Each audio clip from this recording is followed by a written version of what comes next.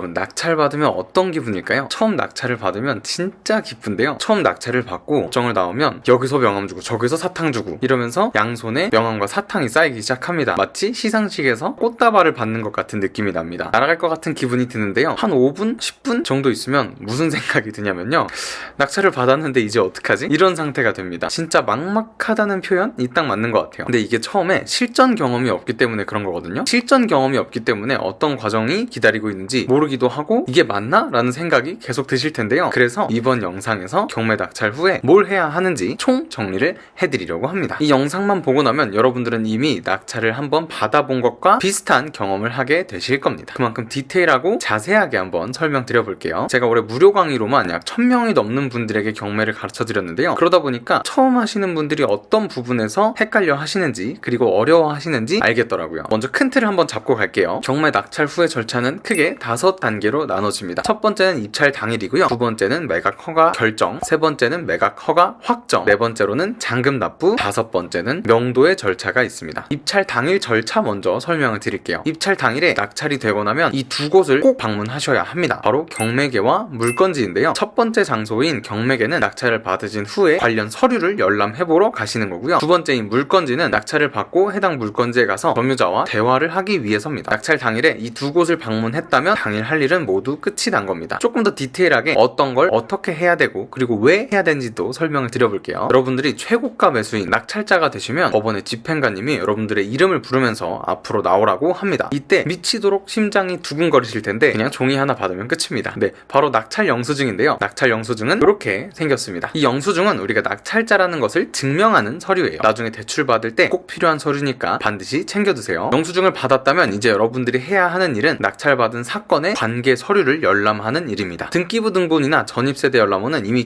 경매정보지에서 확인을 하셨을 거예요. 그런데 낙찰을 받고 나면 여러분들은 이제 이해관계인이 되는 겁니다. 이해관계인은 임대차 계약서 같은 서류들도 볼 수가 있습니다. 이 서류들을 잘 확인하면 명도가 편해질 수 있어요. 그럼 이 서류를 꼭 확인을 해봐야겠죠. 그래서 방문하는 게 첫 번째인 경매계입니다. 그런데 낙찰을 받고 바로 경매계로 달려가시면 사람이 많아서 오래 걸려요. 그래서 저 같은 경우에는 낙찰을 받으면 근처에서 점심을 먹고 한 오후 2시나 3시쯤에 경매계로 방문을 합니다. 그때는 사람이 별로 없어서 한적하게 업무를 처리할 수 있습니다. 근데 꼭 낙찰 당일에 경매계를 방문하셔서 서류를 확인해보는 걸 추천드립니다. 왜냐면 앞으로 여러분들이 경매를 하시다 보면 지방에 입찰을 하러 가시는 경우가 꼭 있을 거예요. 그런 경우엔 다시 법원에 방문을 하기가 조금 힘듭니다. 실제로 저도 서울에 거주하지만 강원도에 있는 경매 물건을 낙찰받은 적이 있습니다. 그때 서류를 열람하지 않아서 차로 몇 시간을 왕복했던 기억이 있습니다. 당일에 확인하는 습관을 미리 만들어 두시면 저처럼 시간 날릴 일은 없겠죠. 서류를 확인하고 점유자에 대한 정보를 확인하셨다면 점유자와 대화를 해야 하는 시점입니다. 이때 초보자분들 어때요? 생각만 해도 떨리시죠? 저도 처음엔 당연히 그랬는데요, 하지만 조금만 더 생각을 해보면 우리보다 더 떨리는 게 아마 점유자일 거예요. 그러니까 너무 걱정하지 마시고 먼저 전화나 또는 전화가 떨린다 그럼 문자를 좀 보내보세요. 그리고 한 가지 팁인데, 처음 연락하실 때 언제 이사 갈 거예요? 이렇게 얘기하는 것보다는 그냥 여러분이 낙찰자라는 것을 알려주시고 그리고 이후에 경매 절차가 어떻게 진행되는지 설명을 해주시면 훨씬 더 좋습니다. 그리고 마지막으로 궁금한 점이 있으면 편하게 언제든 연락하세요 라고 남겨두세요. 그리고 점유자를 부를 때 호칭은 항상 선생님입니다. 여러분들이 점유자를 선생님이라고 부르는 순간 그 점유자는 여러분을 막 대할 수가 없게 될 겁니다. 참 재밌는 호칭이죠, 선생님. 그리고 두 번째쯤에 연락을 하실 때는 한번 이사에 대한 언급을 해주시면 좋습니다. 예를 들어서 이렇게 하시면 되는데요, 선생님 이사를 미리 준비하시는 게 좋을 것 같습니다. 나중에 급하게 알아보시면 어쩔 수 없이 날짜가 맞는 걸 찾아서 가야 되거든요. 그러다 보면 멀리 이사를 가게 되거나 지금보다 좁은 집으로 이사를 갈 수도 있습니다. 지금부터 천천히 알아보시는 게 더 좋을 거예요 라고 점유자를 신경 써주시면서 얘기해 주시면 됩니다. 그런데 서류를 열람했을 때 점유자의 연락처가 없거나 또는 연락을 안 받을 수도 있겠죠. 이때는 직접 물건지로 방문을 해주셔야 합니다. 이렇게 방문할 경우에는 점유자와 미리 약속을 잡아놓은 게 아니잖아요. 그러다 보니까 점유자가 없을 확률이 굉장히 큽니다. 그럴 때 이제 쪽지를 남겨두고 오시면 되는데요, 쪽지에는 여러분들이 낙찰자라는 것과 이후에 경매가 어떻게 진행되는지 설명해주겠다 라고 남기면서 아래 연락처로 연락을 주세요 라고 쪽지를 남겨놓으시면 됩니다. 그런데 쪽지를 현관에 다 보이게 붙여서 놓으면 안 되겠죠. 왜냐? 점유자도 체면이라는 게 있기 때문에 잘 접어서 내용은 안 보이게 해주셔야 합니다. 네, 이렇게 경매계에 방문하셔서 서류를 열람하시고 두 번째로 물건지에 방문을 하시면 입찰 당일에 해야 하는 일은 모두 끝이 난 겁니다. 그럼 이제 당일 절차가 끝났는데요, 그럼 지금부터 14일 2주 동안은 여러분들이 어떻게 해야 될까요? 낙찰을 받고 일주일 후에 별다른 일이 없으면 법원은 낙찰자에게 너 그거 사도 돼 라고 허락을 해줍니다. 그리고 일주일이 또 지나면요, 그 매각 허가를 했던 걸 확정을 지어줘요. 이렇게 2주가 소요가 2주가 되는데요. 여러분은 이 2주의 기간 동안 물건에 대해서 조금 더 디테일하게 검토를 해보셔야 합니다. 시세도 한번 다시 알아봐야 될 거고요. 권리 분석도 다시 한번 해봐야 되고, 특히 매각 물건 명세서도 검토를 해보셔야겠죠. 이 기간이 중요한 이유는 뭐냐면 경매 물건에 심각한 하자가 있거나 권리의 하자 또는 변경이 있으면 이 2주 기간 안에서만 취소를 할 수 있습니다. 만약에 권리상의 문제가 있었는데 또는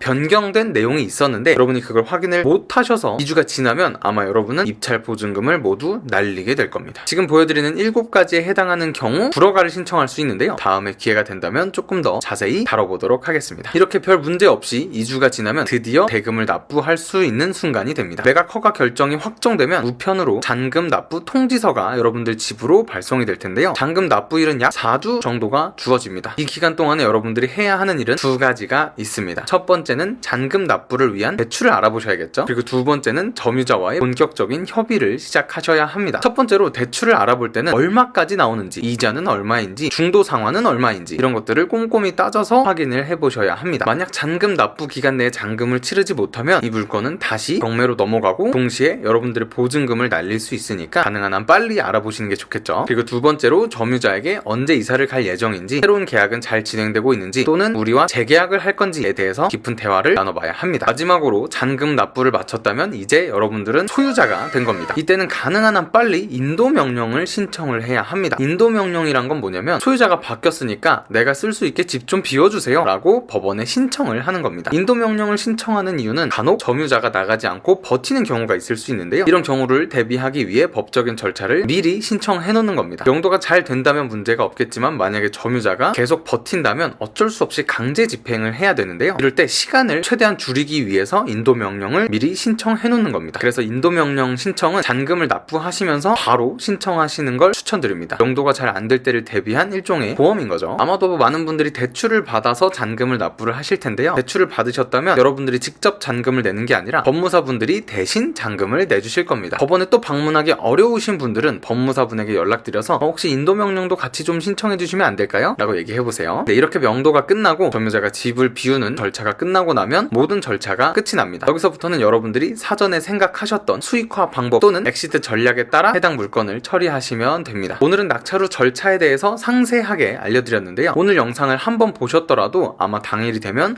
머리가 새하얘지실 거예요. 그렇기 때문에 오늘 영상 다시 한번 보시면서 혹시 궁금한 점이 생겼다 하시는 분들은 카페에 질문을 남겨주시면 됩니다. 그러면 제가 답변 드리도록 하겠습니다. 추가로 혹시 경매에 대해서 더 다양하게 공부하고 싶으신 분들은 제가 댓글에 같이 경매를 공부할 수 있는 카페 링크를 남겨두겠습니다. 방문하셔서 같이 공부해보면 재밌겠죠?